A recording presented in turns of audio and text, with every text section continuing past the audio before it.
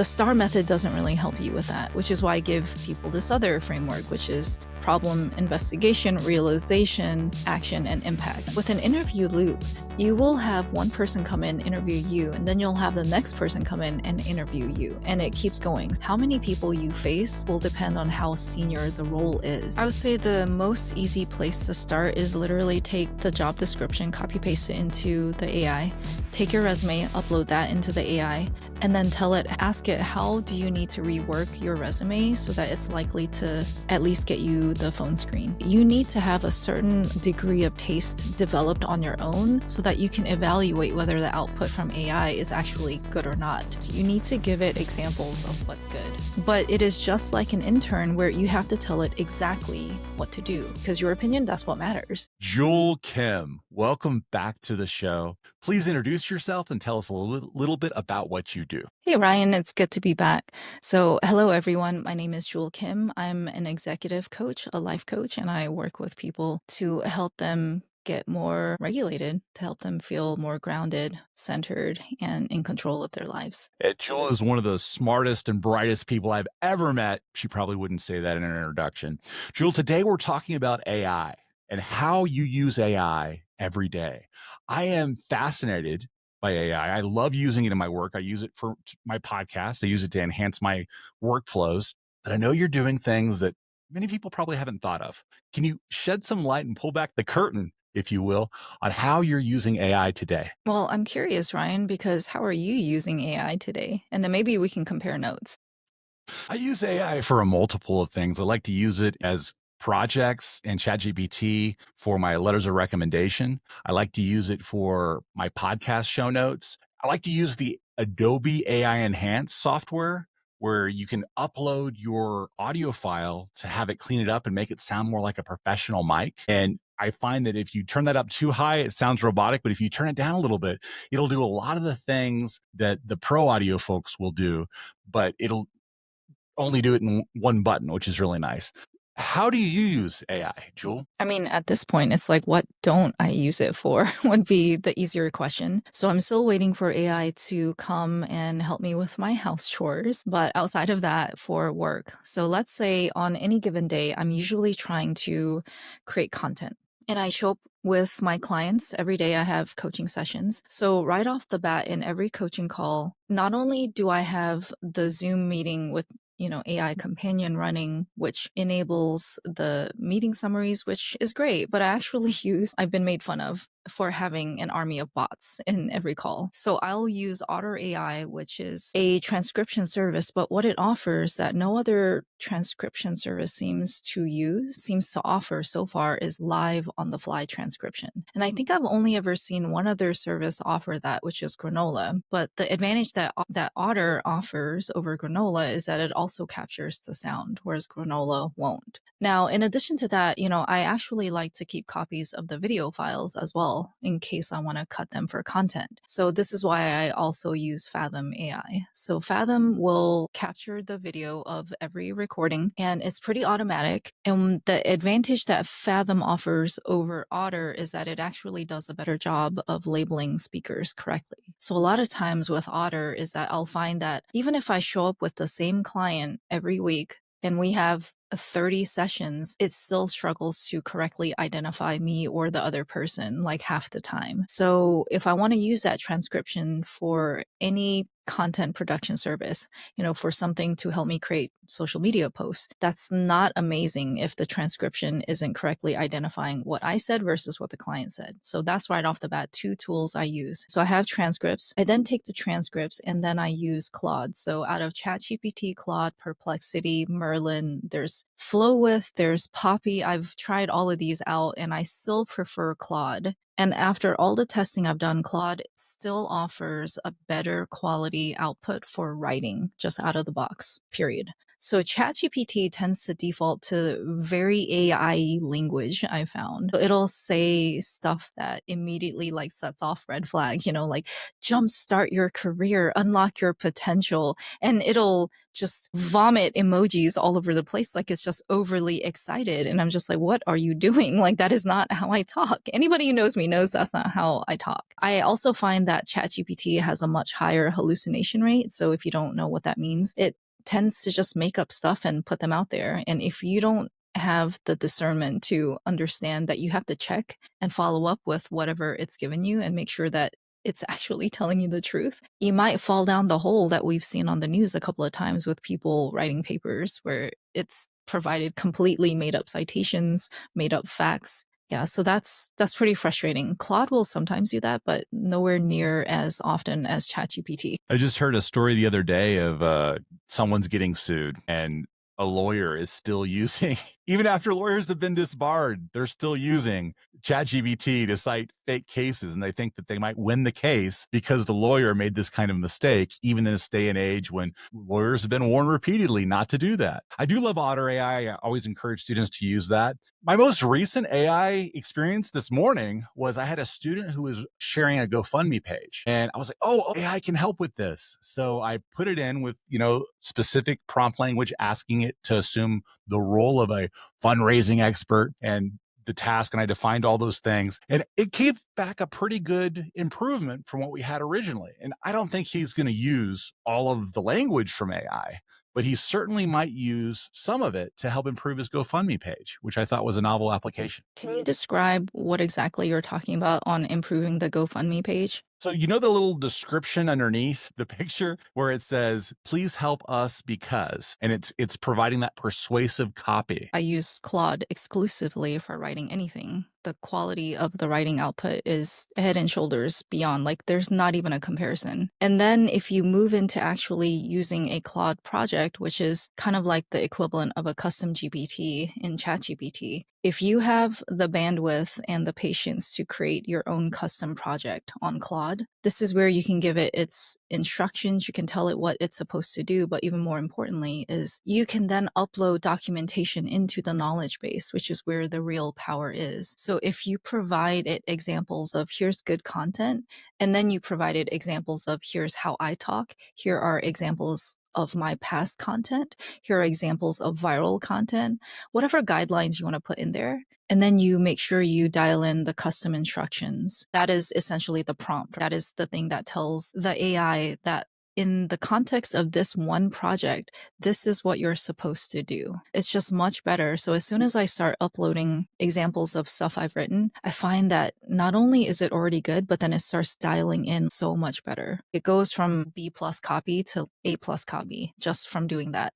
Whereas ChatGPT is, even if I upload, let's say, 6 examples of my own posts, it never seems to get better than like B level copy, in my opinion. So the things you're uploading are examples from your own posts. What other kinds of things do you like to put in your custom GPTs for Claude? So they're called projects. And I could walk you through some examples of some projects I've created. So there's one that I've created for interview prep, which I think I've shown you. Yeah. So I have one Claude project that is, its only purpose is to help somebody prep for an interview at a specific company. So this is in the case of you've applied and they've granted you an interview. So in that case, the upload is the person's resume, the job description, and also a recording of their most recent interview. And I require those 3 things because that's how you get like really amazing custom guidance on how to prep for this next interview that's coming up. Now, in the knowledge base, what's already uploaded as is my past coaching sessions on interview prep with my previous clients. So I've uploaded, I think it's maybe 4 or 5 calls just so that it picks up a sense of the kind of guidance that I give, and it's extracted the frameworks that I give people. So for example, you and I went over this in a previous call, which, I think you put on YouTube. The framework that I give people for interviews is not the STAR method, which I honestly, in my opinion, I think is just terrible. You come off sounding like a to-do checklister. Like, I just did this, and things just happen. It's like, that's not really great because the point of you coming to an interview is to show that company how you think. Like, how do you solve problems? How do you reason through things? The STAR method doesn't really help you with that, which is why I give people this other framework, which is problem investigation, realization, action, and impact, which I realize is more complicated, but it is designed for you to show exactly like what's going on in and therefore this result. So it's all of those kind of things that I've uploaded into this project. Now, there's another project I've created on the flip side, which is once the person has gone through the interview, now they go into my interview analysis project. So then I'll take their recording and it will spit out basically a grade. Like, here's what you did well, here's where you need to improve. And then here are next steps. Even like, here's a thank you note for you to send to the person who interviewed you, you know? Well, you include that extra detail of the thank you note. For me, whenever I'm thinking about custom projects, I want it to be like really specific on what it does. And it sounds like your directions cover more than just one part of the interview process. Can you tell us more about the kind of advice that it's giving beyond that framework you shared? What are the other things that it's giving us? Well, I don't know that I would say that I'm going beyond. Like, in my mind, to prep for an interview is one discrete task. You need to be aware of the job you're going into. You need to be aware of that company's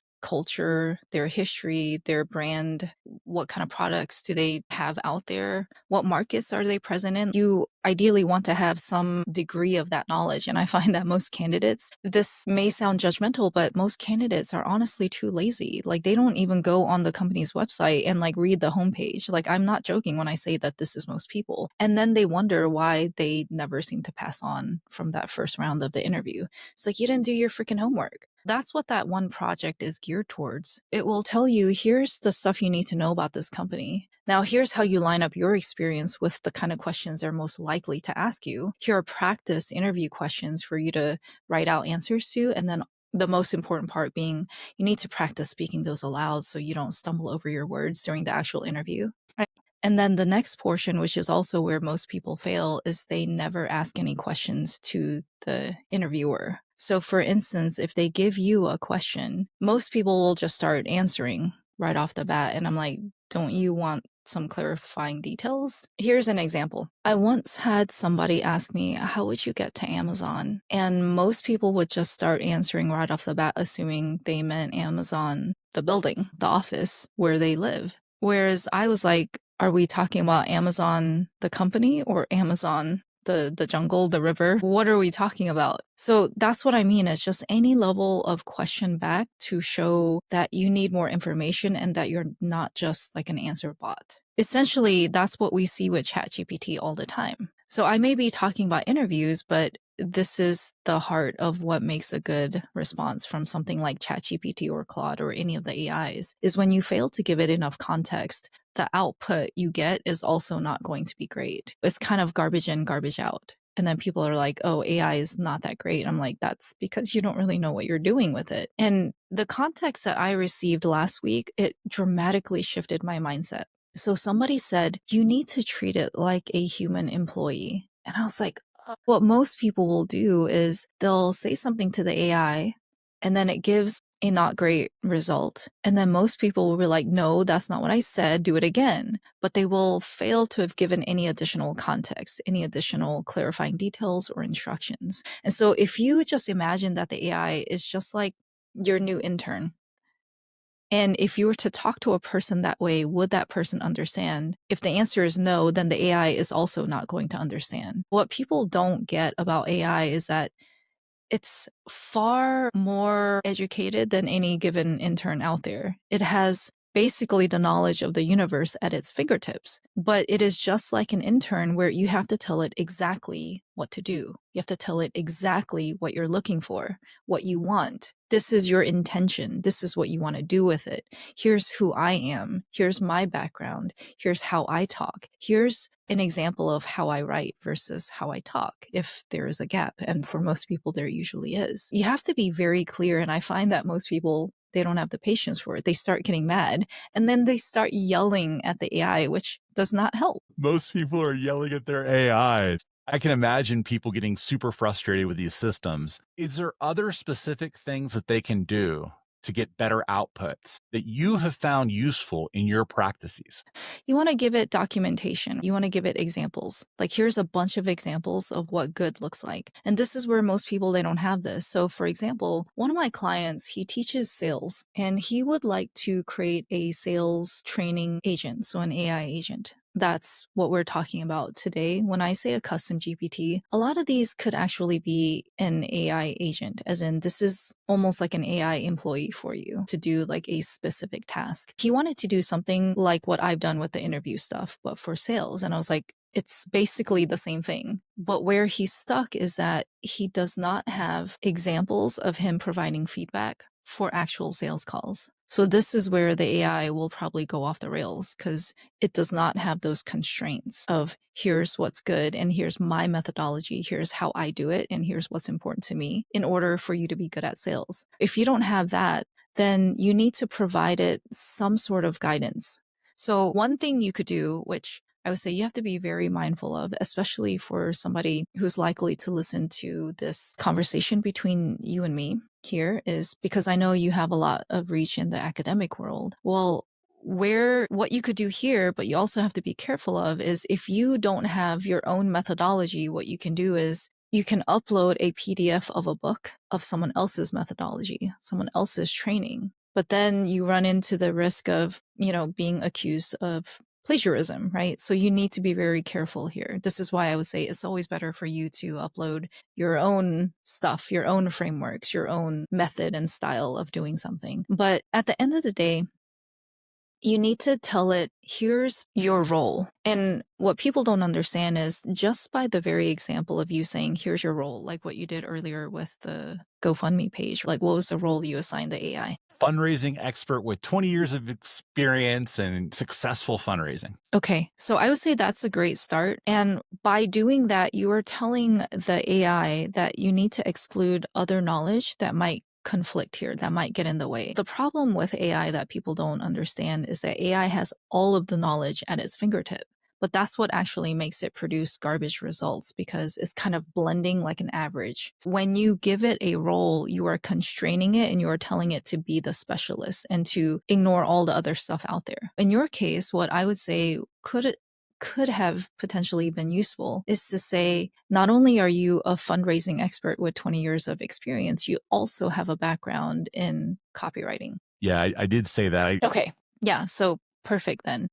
And I also instructed it to use its knowledge of all the successful campaigns of the past to improve this specific campaign. Yeah, see, that kind of guidance is probably not going to help you because you did not provide context of what successful campaigns looked like. And then it's going to go out there, and just like how a lot of interns would be, I would say most people out there are so afraid of asking questions back that they would rather try and guess what you wanted, and they would go out and do it and give you the wrong outcome. That's how we end up here. It's like, why didn't you just freaking ask me if you had a question? But the AI will do the same exact thing. Like, I'm not joking when I say, if you just reorient your mindset and treat it just like a human employee, how you interact with the AI will probably improve 50% just right off that one thing. For you to then where I get that this wasn't your GoFundMe page and you were just helping a student with it. But if that student were to actually do this again and again, and somehow they actually went on to have a job with just doing a bunch of GoFundMes, right? Let's say that becomes his business. Then what he would want to do is go find other campaigns that were successful on GoFundMe, Kickstarter, and any of the like. And then he would ideally look for the ones, when I say successful, he would need to set some metrics. It's raised this much money, or it's raised this much money way over what they actually were looking for. To me, that's a really successful campaign. Then he would go and copy out all of the content from those pages. He would put that into one of these custom AIs and say, I want you to look for the threads between all of these campaigns. And when I say all of these campaigns, in my mind, the more the better. So at least 5, if not 10 or even 15. Look at all of these and then extract the common threads of why these were successful. If you were to do that and then have it create the framework, the common attributes that all of these campaigns share, And then you would give it that guidance. Okay, now I want you to take that information and apply it to this GoFundMe project so that I also would have the best chance at raising so much money for this. This is the intention piece. Like you need to tell it this is where you're trying to get to. Most people also don't do that. I've really enjoyed playing with the deep research function in ChatGPT, and I'm sure Claude has something similar. And one of my favorite applications of the deep research function is creating these kinds of custom GPT instructions. For example, I could upload my podcasting materials that I have researched, and I can say, improve this with this specific focus for whatever that custom GPT might be. And I get such better results in part because it's automatically asking me things and I say, hey, ask me what else you need to know to accomplish this task. Let's have a conversation. And that kind of back and forth always improves results that where you're giving it more information, you're having a conversation about what it actually needs. And what I like about deep research for students is it does that automatically. They don't have to know to say, oh, I need to ask ChatGPT to ask me questions. It will automatically say, here are the things I need to know to accomplish this task. Number one, two, three, and you're able to give it that data and you'll get such exponentially better results because you had that conversation to begin with. The other application I love is that role playing where people are asking it to ask you questions and quiz you. Like, hey, what do I need to know for this podcasting quiz? Give me some questions and I'll answer them and tell me how close I am and coach me. I just love the role playing aspect. The role playing aspect has gotten so much better now because both ChatGPT and Claude have voice function. So, for instance, Claude can role play an interview with you and it can even gauge on your tone and your inflection of how you're saying certain answers, which I'm like, that is next level. So, if you're the person who really hates typing out things, then you might be amazed. Maybe pleased to know about the voice function. The part that makes AI particularly powerful, which I myself have not been using until the last couple of weeks because I didn't know this was a thing. But again, if you think through the lens of you need to treat it just like you would a human employee, well, if the human employee keeps making the same mistake, what should you do so it stops making the mistake? And this is an insight that you have because you have coached people for so long too. You know the art of feedback, and the art of feedback can help you with these AI systems. Yeah. And that's what most people aren't doing is, right? Like when we dial back and we're like, most people just get mad and start yelling at the AI. That's not really helpful. So if you had your human intern here and the human intern did something that made no sense, you would be like, okay, why did you do that? That's not what I asked for. This is what I needed from you. Or if they actually did what you asked for, but they didn't do it very well, you would have to give them that feedback, that guidance. Here's what worked, and here's a lot of stuff that didn't work. Next time, the stuff that didn't work needs to look more like this. That's that feedback loop you need to give the AI as well. And I'm embarrassed to say that I myself didn't know this. It's really interesting. It's very, very important that you give it the data so it can actually perform well for you. That's what I mean by the context. You need to give it good examples. And so then we go into the realm of like, do we need to also give it bad examples? That I'm not so sure. So I asked Claude, I had the conversation with it as well. Should I upload examples of here's good, here's bad? And Claude said, no, I only need the examples of what's good. And I was like, okay, that's interesting. But even there, I would test this. Like, I don't necessarily believe everything that Claude tells me. I created a social media manager mentor for students. And in that deep research outputs, they did the same thing. It was only the good examples of outputs included in that what would become the training document for that custom GPT. And I imagine Claude is the same way, where you're doing some form of deep research to improve your proprietary advice to put it into that custom project. Claude Opus is the equivalent of deep research, but it's pretty freaking good. But of course, the answers, it takes much longer to process and give you an answer for something you're trying to make it do. Now, in the projects that I'm talking about, I do use Opus and not Sonnet, which is the next level down. Sonnet gives you, like, it just spits out an answer like super quick. With Claude Opus, I find that it's able to take my coaching calls and really extract themes pretty well. I've given it the role of a psychologist, behavioral experience, cognitive and behavioral experience, but then also it's versed in relatable themes, as in from a social media point of view. Social media works because there's an emotional resonance to it. That's what I would say is one of the key things about social media content that sets it apart from other types of content, such as reading an article online or something on a blog. The social media content has a much higher chance of going viral because of that emotional resonance.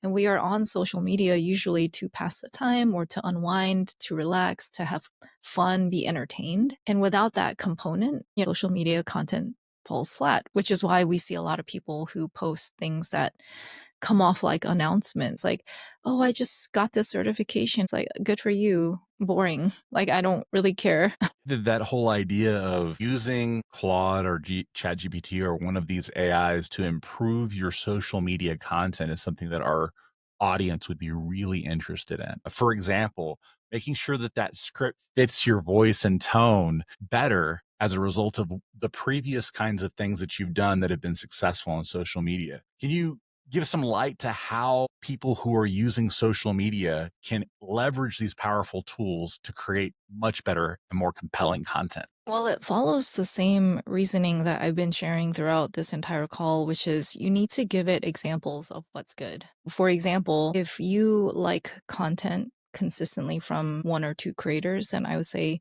you should go and find some of the posts that you liked the best.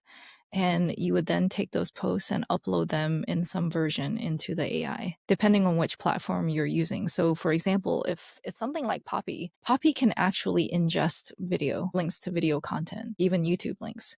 And when I say ingest, this is how the AI is taking in that information. So, for something like Claude, it cannot take a link to video and ingest that information. I would have to give it a transcript. ChatGPT, it can take a link to an audio file and actually analyze the audio, which is how you gave me that amazing report on here's how you would adjust your settings in something like Adobe Audition to make the sound quality better. So I think ChatGPT is maybe a little bit more flexible in the types of things it can take in. But at the end of the day, if we're talking about social media, you would want to give it examples of here's what's good. Or if your intent is to go viral, then you would give it examples of actual viral posts. And it's up to you to define viral. Are we talking a million views or are we talking a million views and a certain number of comments and likes? You have to define those criteria. So you need to upload examples of that and then have it analyze that batch of content and say, okay, here's what makes those posts viral. And then here's the structure that you can replicate for yourself. You need to upload examples of your own content. So you're going to run into trouble, as always, if you don't have examples of your own content. That's going to be the number one problem. Just like my client who wants to create the sales GPT, he doesn't have recordings of him actually coaching people saying, you effed up here. Why did you ask that? You should never ask that. Or you need to always be asking this.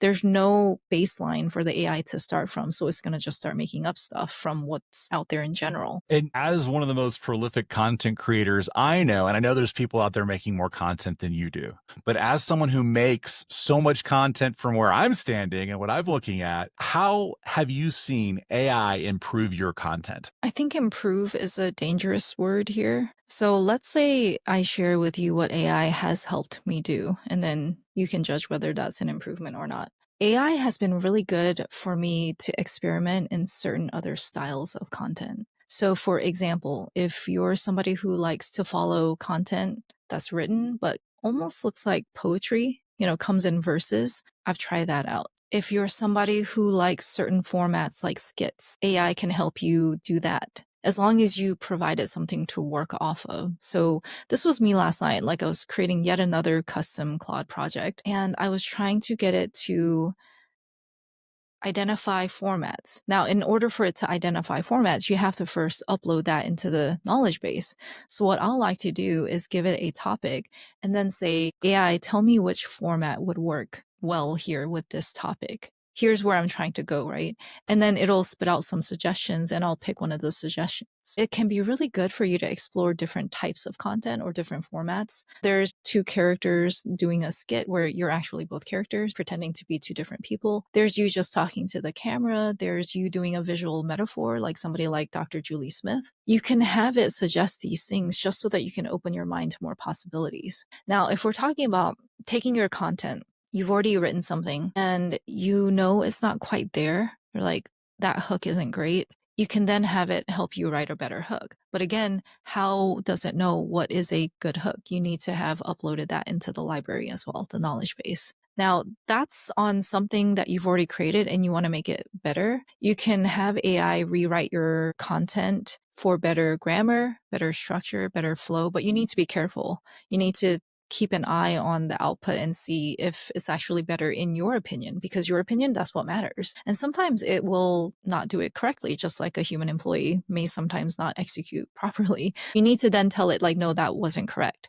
That's one area. The other area that I think is really powerful for AI and content is to just even get you started. One of the hardest things for people to do is when they're faced with the blank screen and you have to start writing. That's really painful. So it can be really great if you can get AI to even just give you something to work off of. For most people, it's going to be easier to edit something that's there versus create from scratch. Now, that said, you have to be very careful that AI has examples of your writing, because if it doesn't, it's going to default to typical AI writing, which will then look super generic. It starts to use the AI language and starts to use certain AI only attributes, which for somebody like myself, because I've been making content since I would say 2003. So it's been what, 20 something years? I can instantly spot something that's been written by AI versus a real person. So there are certain characteristics. Human written content has a lot more variation. The language used tends to be a little bit on a lower level. I was Googling this. I was like, how do the search engines know when something is generated by AI? And it goes through like 5 or 6 dimensions, but one of them, the dimension is basically burstiness. It's talking about variation. So when humans write something, there's a lot of variation in sentence length, in sentence structure,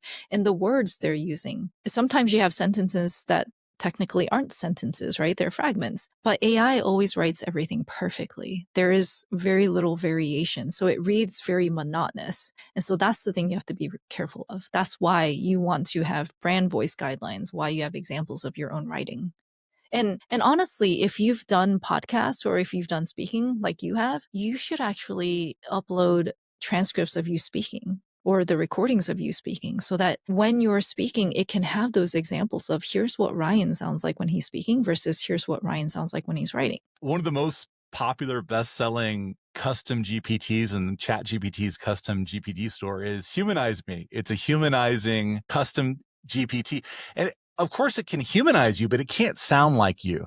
It can't give us that kind of depth that we want and that we wish for unless we do provide those samples. So this is great motivation for those who maybe are leaning more heavily on these AI to create content or create other things, to really experiment with using their own voice first and then uploading that. Yeah, and I would say that's really the key to making any of these AI tools work for you in any context. Okay? We've been covering stuff in the more business context, I would say. But what people don't know about me is that I've even used AI to help style me.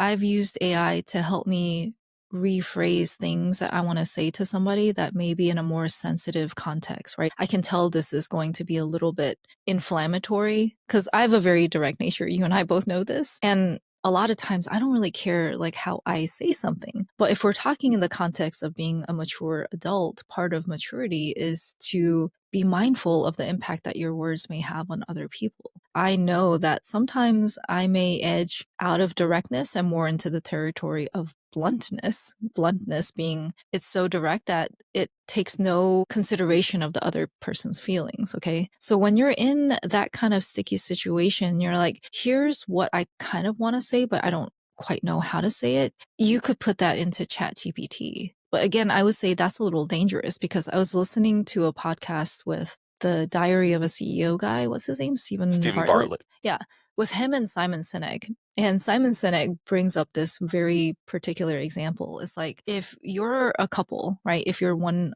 of the two people in a couple and you're having a fight and you go to the GPT and you're like, what do I say to my girlfriend? She's not mad at me anymore. You're probably going to run into an issue there because you didn't actually learn why she's mad at you to begin with. So there are people who are using these GPTs to just tell them what to do. And I'm like, what are you going to do though when you're in a situation and you can't just whip out your chat GPT to tell you what to say? You need to remember to actually learn along the way, which is why You need to learn the frameworks. What are the principles behind this? If we're talking about how to best leverage any of the AIs out there, you need to put in some level of work on your end first. You need to develop some idea of discernment. I'll give you another example. I used to have a friend where she would hire copywriters. She would have them write social media for her. She would have them write blog posts. But then she came to the realization, she was like, I don't even know if what they're producing is any good. So then she would have me look at it. And then I would tell her, not good, average. It's not the best, but it's passable. I would give them grades. That's the element I'm talking about. You need to have a certain degree of taste developed on your own so that you can evaluate whether the output from AI is actually good or not. And then you need to have that taste for you to further train the AI so its results can get better and better for you. Without that, you're going to be stuck in the what I call the mediocre middle. There's this old quote that we used to use when we had this conversation about Google. Back when Google came out, the quote was something like, Google is no replacement for a well-furnished mind. And what you just described made me think of it, because you really do have to understand and have what you call discernment and awareness for the context of the situation in order to have the right kind of output and the right kind of inputs to understand what's good and what's not good. I think that's important. And it's also celebrating the value of a higher education, which is what I do. I just wanted to point that out too. Are there other things that you think people get wrong when they're using AI? Well, I was already thinking in that direction. It's like you read my mind. I find that a lot of people are using ChatGPT almost like a therapist. That really concerns me because there's a lot that you can achieve and maybe gain some awareness through any of these tools by talking to something. So there's this book out there. It's called The Prosperous Coach by Steve Chandler. And in the very first chapter, he talks about how most people would be better off if they just spoke their thoughts and feelings to anything. It doesn't even have to be a person. It could even be to a lamppost. And so that made me laugh because I was like, that's very true. But people do not understand why he's saying that. And that is because when we apply language, like the reasoning language center of our brain, that is actually how we process negative emotions. That is how we put those things to bed and start the process of letting go. In that function, talking to ChatGPT can actually move you along quite a ways. But then I find people where they're actually depending on something like ChatGPT for diagnosis. And I'm like, you're veering a little bit into dangerous territory here. Now, that said, in the medical world, I just saw this insane statistic where one of my friends, her name is Nicole, she runs this AI agency. Nicole Donnelly, she's a fantastic person. She shared this insane stat where if we're talking about just from the medical perspective, AI diagnosing medical conditions is way more accurate than human doctors. So I think human doctors are sitting somewhere around 70% accuracy, whereas the AI is at like 98 or 96%. And then doctors using AI, even then, they only come up to 76% accuracy. That doesn't make sense to me. What do you mean? Yeah, it's like they must be rejecting some of the stuff with AI, or they're inputting something that then puts AI off the rails. I have no idea. But there's like a balance to be had. AI can be amazing. What I find AI is best for is analysis. If you give it large amounts of data, it can analyze the heck out of you. It can tell you here are patterns, here are things that you might not be aware of. But if you just tell AI just like one or two little things and you expect it to write like an entire project brief for you or like an entire research paper, it's probably not going to be great. Here's another example where I think people, it's like setting off the alarm bells in my head. A lot of the work in coaching and therapy is to give people really hard questions for them to reflect on, because that is where the learning is. So, for example, one of the questions I'll give my clients is, what makes you unique? That is a question that you have to do the work for. But what I find my clients doing is they'll go to ChatGPT. They're trying to shortcut that learning process. And I'm like, if you do that, you're not really learning. And I've seen some of the outputs that these people get from ChatGPT, and I'm like, no, that is completely off. That is not what is unique about you. But because they don't want to put in the work themselves to look inward, they're outsourcing that part. I'm like, you have to be really careful of that. There are certain pieces that can only belong to you. This reminds me of I sit on a scholarship and honors committee, and one of our tasks, and it's incredibly rewarding, is to read through essays in order to make determinations about scholarships in conjunction with a lot of other data points. We see AI being used to have that unique identifying perfect I'm going to win this scholarship kind of answer. They're inputting a little bit of themselves and they're getting back something from an AI and they're submitting that something from the AI and a lot of times at least for now it's super transparent. You can tell very easily and distinguish very easily those kinds of submissions that were AI driven versus those that are genuine. Now it may not always be that way.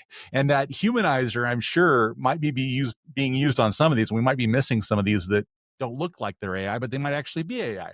But the point is, not doing the work only cheats ourselves. If you don't ask these hard questions and do the work, you're really not taking a shortcut. You're defeating the entire purpose of the activity, right? Yeah. And I'm curious, like, what is it you're seeing in the essays that you're like, oh, I know this was AI? Though before it was really obvious. The word delve, for example, being a little bit too prominent in their essay. It's gotten better over the years as AI has progressed, but there are certain ones that we suspect, and there are certain ones where we're like, wow, this is really machine-like language, and it just feels that way.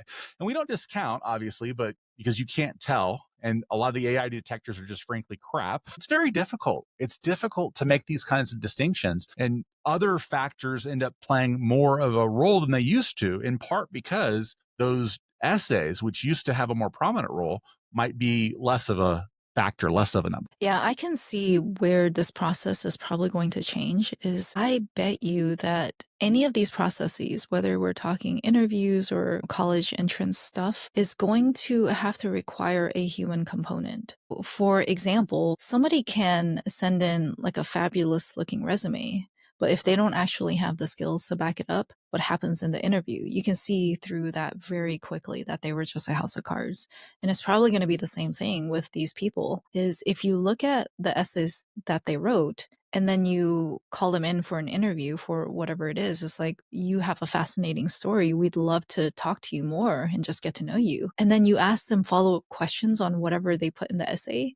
I think you'll quickly see like the real truth. And this brings us back to what we were talking about before with your process for helping people have better interviews through the use and leveraging of your custom project in Claude that is using AI. I hear from candidates all the time that they want to know what employers want. Can AI help us with that? It can to some degree. If you feed AI the job description and your resume, let's say you don't even give it an example of one of your prior interviews, which I think is probably going to be most people, to be honest, you will have a starting point. It will tell you here's the stuff that you probably need to watch out for. Here's the stuff they're probably going to ask you. Here's the stuff the company finds important, just in general. But you're never going to know what is important to each interviewer, which is the problem. For example, my client, she went on several interviews over the last couple of weeks. And I think out of 2 out of the 3 interviews, she had multiple people on the interviews.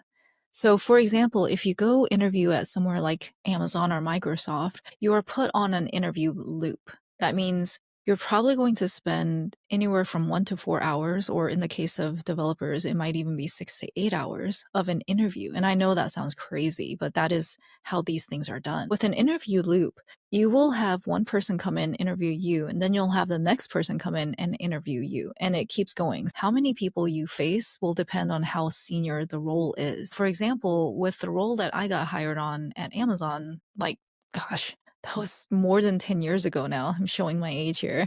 I think I had 4 or 5 people on my interview loop. There's no predicting who you're going to talk to and what's important to each of those people. Unless the recruiter actually gives you their names, which is possible, then you can actually use AI to do a little cyber stalking on the person just to get a sense of here's their personality, here's what's important to them.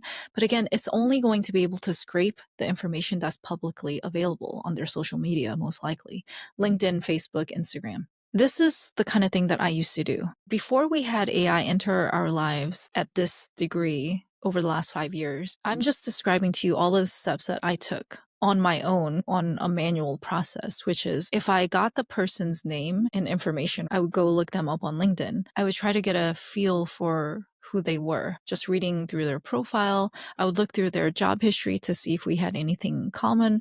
I would look through their connections, their network to see if we had any connections in common. Did we go to anything like the same school? I was looking for those common ground pieces to see what I could establish. This is the kind of thing that AI can take care of you very easily. But if we're talking about like what's important to an employer, it's always going to be the same couple of things. Can you do the job? If you make it to the interview round, there's a strong suspicion that you can do the job. It's just how well can you do the job? They're going to gauge that based off of a couple of things. How well can you describe your process? How well can you articulate how the work product should go? How should that work? And then they're going to maybe give you some homework. In the case of a writer, they almost always give you a writing prompt and then you have to come back with something written. Now, because we're in the age of AI, there's no point to doing that because I can guarantee you 100% of the people given writing prompts are going to use AI to help them write this, which is why I've always said, even before AI,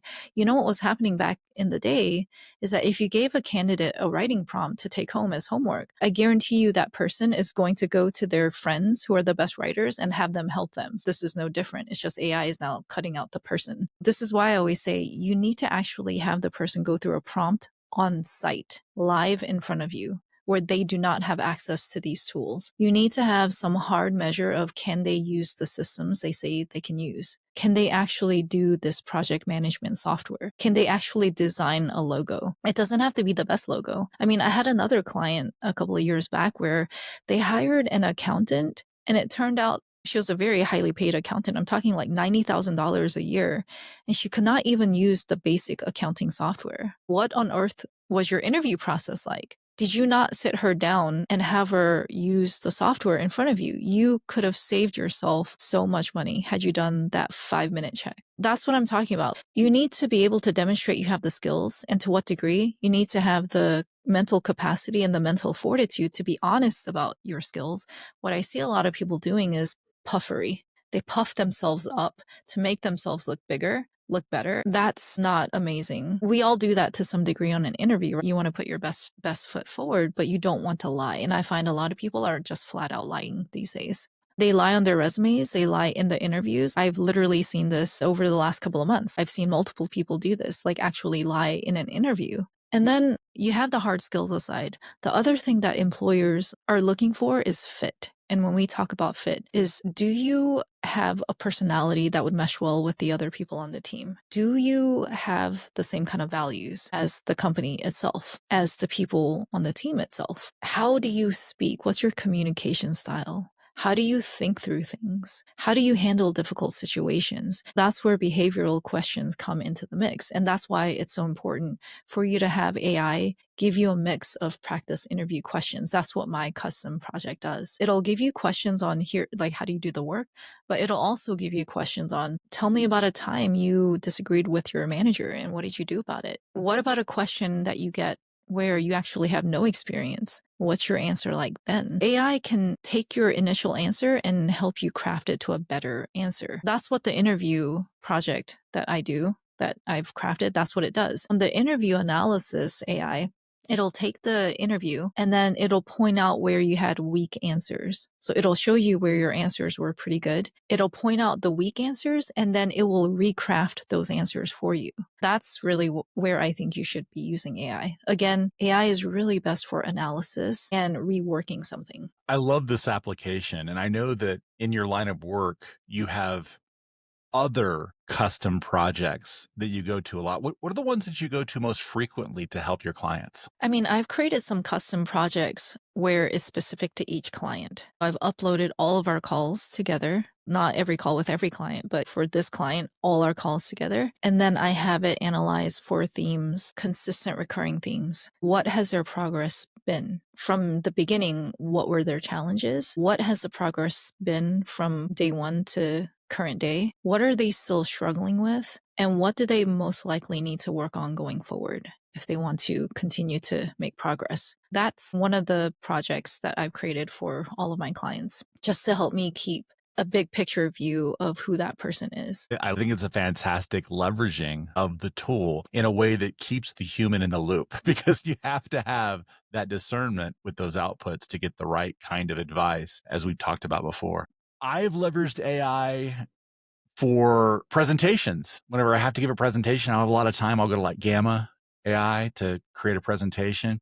I know that you've leveraged AI with your clients. I know you do it for your personal style. Do you have any advice specific to leveraging AI for students or job applicants who want to get that next position? I would say the most easy place to start is literally take the job description, copy paste it into the AI, take your resume, upload that into the AI, and then ask it, how do you need to rework your resume so that it's likely to at least get you the phone screen?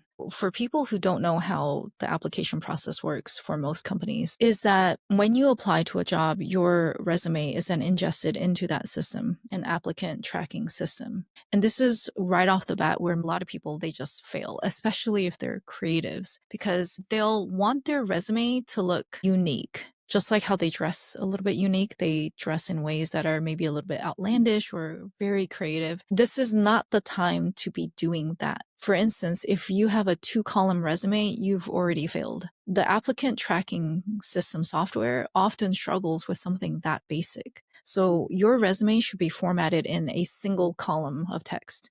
Your name should be at the top, your contact info, your experience, your work history, your education, and everything should just read in single line of text in one column. There should not be sidebars of text. That really messes with these systems. First, format your resume to be very simple. Then you're going to ask ChatGPT or your preferred choice, how should you rework your resume so that you stand the highest chance of passing through the ATS, that tracking system, to then make it to the first round, which is the phone screen. For most companies, the resumes are going to go through some sort of filtering system. It will then hit a human who will then do further filtering. And for how most HR recruiters or HR managers do this is they're just scanning resumes at that point to see if keywords are matching across the job description and the resumes. You need to have the keywords relevant in your resume. Now, you need to give the AI some constraints, like do not just lie on the resume. Where relevant, where the experience actually matches what the job description is actually looking for, but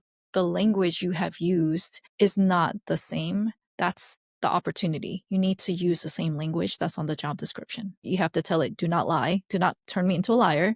But where the experience is actually relevant, you need to make it match what the job description says without making it a direct copy. So again, you would ideally take one line of the job description and one line on your resume, show it, this is what I have on my resume, and this is how this would rework better. Give it an example. And if you yourself can't do that, then you need to talk to somebody like me or somebody else who can at least give you some point of reference to guide the AI. That's where I would say is the easiest lift. And then I would ask the AI, what are the weakest points on my resume? And what can I do about that? Further constraint would be to say, I need you to never use this type of language, and I need to make sure that my resume does not look like it was AI generated. And then you should ask the AI, do you understand what I mean by AI generated? And then it will tell you. Or if you're in deep research, it might already kind of have an idea. One of the things that I think people don't understand, like how AI works, is it is not providing you answers like how a human being would. AI is sifting through trillions of data out there on the internet, and how it provides you answers is by proximity of data to each other. For example, if you ask,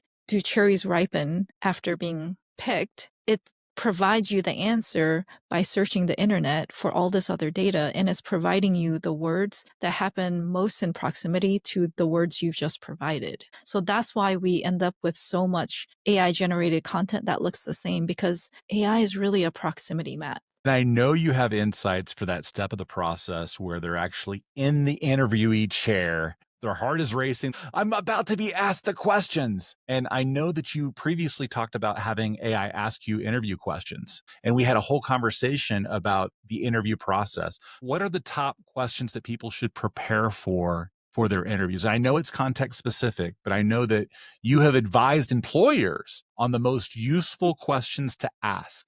So what do those look like? I would say, just off the top of my head, the kind of questions you should be prepared to answer are, do you have experience with certain types of software systems projects? And where this gets really tricky is in two phases. So, number one is when you do have experience with something, I find most people start just verbally diarrheaing. They're so excited that they actually have the answer. They just spew too much. You have to always ask yourself, what is the intent of them asking me this question? Are they just ticking a box just to make sure I have the experience, or are they looking for something more? That's what you have to always keep in your mind. Now, the other part that in that same category, you need to always ask yourself, what is the hardest version of this question to answer? The hardest version is when you don't have experience with the thing. Then you would have AI ask you, okay, what questions would be hardest for me to answer?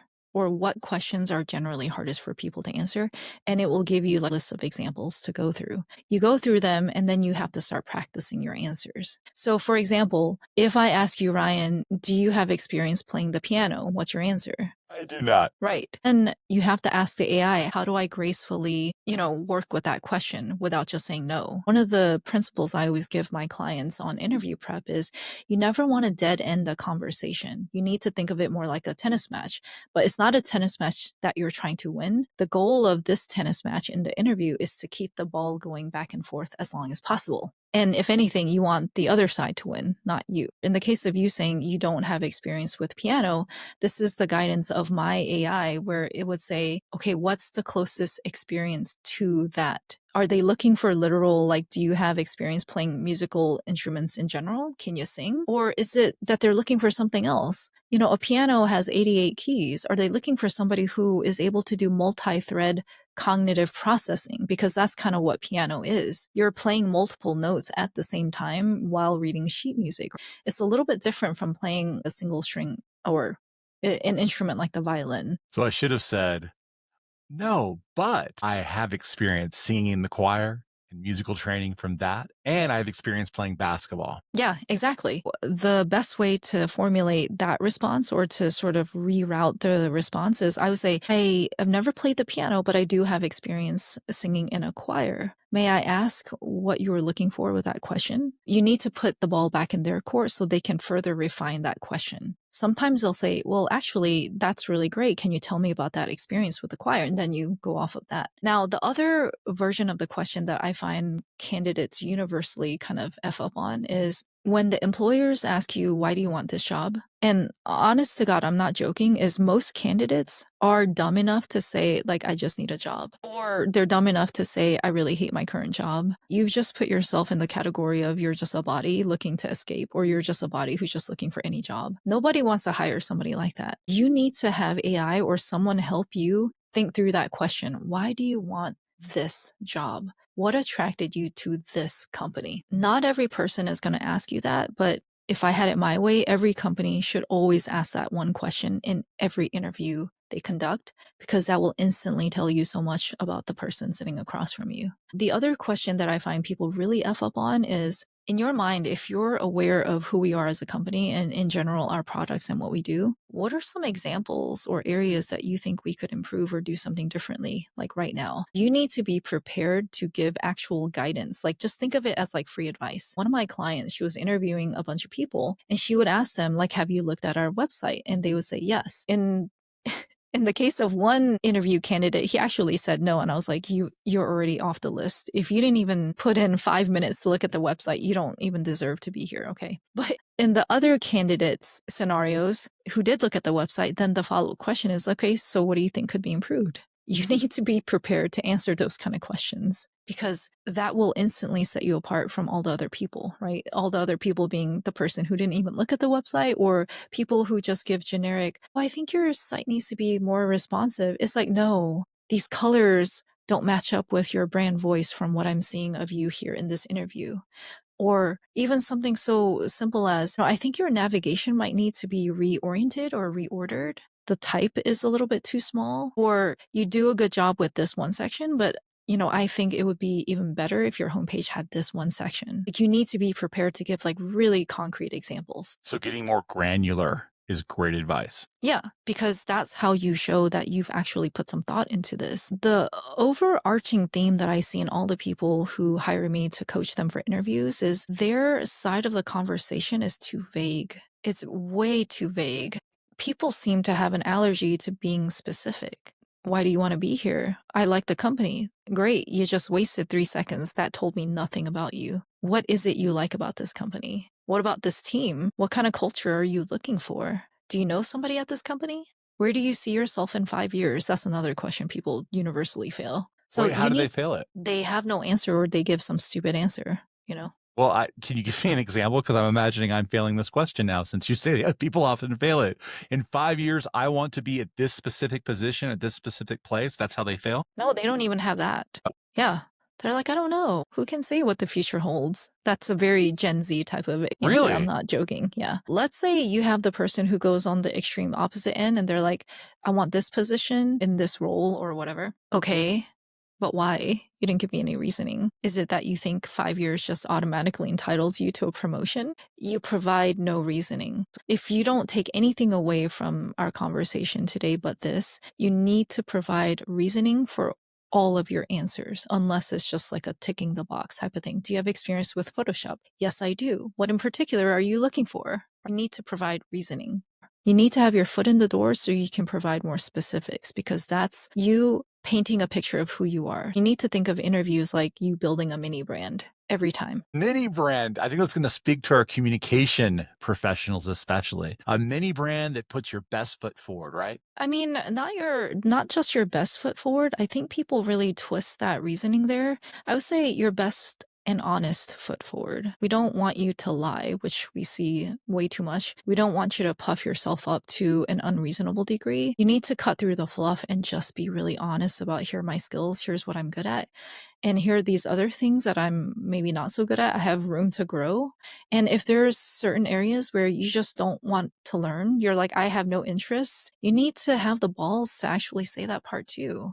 What I see with a lot of people, my current clients, is they are compromising themselves because they are so desperate for a job. It's like, well, if you go into a job where you knew from day zero, right, before you even got the job, that you didn't really want those, you didn't want to be working on those kind of projects, where do you think you're going to end up again in 3 months, 6 months, a year? Because people can tell when your heart's not in it. When your heart's not in it, the work you put out is substandard. You may think to yourself that you have the discipline to do the work and be a professional, and that's true for some people. But honestly, in my experience, that is not true for most people. There's only so far your motivation and discipline can take you when it's something you don't actually care about and you don't want to be doing. Eventually your standards start to fall. You start to provide reasoning, you start to become defensive, and the people at work they notice. So then eventually you either get moved to a different role or you get laid off because the quality of the work is just not there. How do employers ask that passion question and get a real response? Because I can imagine any candidate would be like, I love XYZ because they just want the job. Where most employers really mess up this question, they'll say, okay, are you passionate about the piano? And then the person will, of course, say yes, instead of asking, what are you most interested in learning? If you were to have this job for the next 3 years, what would you be most interested in working on? That's the question you should be asking. I love that question. You and I are both lovers of courses and learning and bettering ourselves. So I imagine that we could come up with some good answers to that kind of question. And that might be why I like it. What is the advice that you want people to remember most after this conversation? I would say start using AI. If you haven't been using AI, you are not living in the realm of reality. There are people who still think AI is just going to go away. That is not happening. They refuse to accept the reality that AI is here. And not only is it here, it's becoming more and more embedded in our everyday lives and our processes, how we think, how we even change some of our jobs.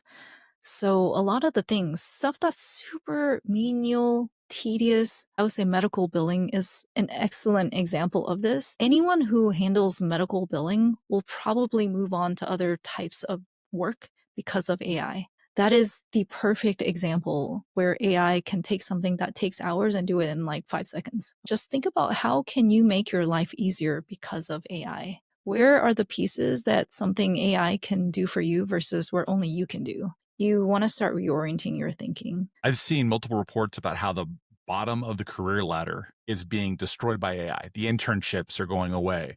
All those bottom things are going away. And your advice is a perfect counter to that, isn't it? It's integrating AI into our workflows so that we're more effective and better able to position ourselves as candidates for those jobs. Yeah, and I know that there's a lot of fear mongering about AI destroying jobs, and I don't actually think that's the case. I saw an article. They had actually gotten rid of all of their customer service people because they had moved to AI, they started having huge, like droves of customers leaving them. And it's because they had implemented AI probably very shoddily in their customer service. There is probably always going to be a human element that needs to do a check and make sure that whatever is being executed properly. You have to remember AI is no different from a human employee. If you brought in the human employee, like a human intern, would you just turn them loose, no oversight? Of course not. You would have that intern keep coming back to you, show you their work. You would say yay or nay, and then you would have them go do it again or go do some other work. And you would keep training that intern. This is no different. Excellent perspective. I know that you have places that you like to go to for staying up to date on AI and leveraging AI in these ways. Can you recommend sources or courses or podcasts or whatever it is you're doing to learn and be on the cutting edge of AI? I mean, there's the news, but I would honestly say just linking up with people like Nicole Donnelly. She follows the news like up to date, like minute to minute. For instance, I believe Disney is suing AI, like ChatGPT, for the use of their Disney characters. And this is going to be very sticky because all AI is trained on the data that's out there on the internet. If you can't use some of this data, what does that mean? I would say go find people like Nicole Donnelly, people who are true experts in AI tech, the implications of using the tech. What does that mean legally, personally, professionally? Nicole runs a company called AI Smart. And if you go look her up, you'll see what I mean. And you can find her on LinkedIn. And we'll be sure to put that link in the description. Jule, we're grateful for your time today. Where can people find you online? You can find me on LinkedIn or Instagram where I'm most active. So LinkedIn, you can find me Jule Kim, Jule, Kim, Kim. And on Instagram, my handle is at it's Jule Kim, ITS Jule Kim. Jule, thank you again for your time, patience, and insights into leveraging AI in the job market and beyond. Yeah, thank you, Ryan.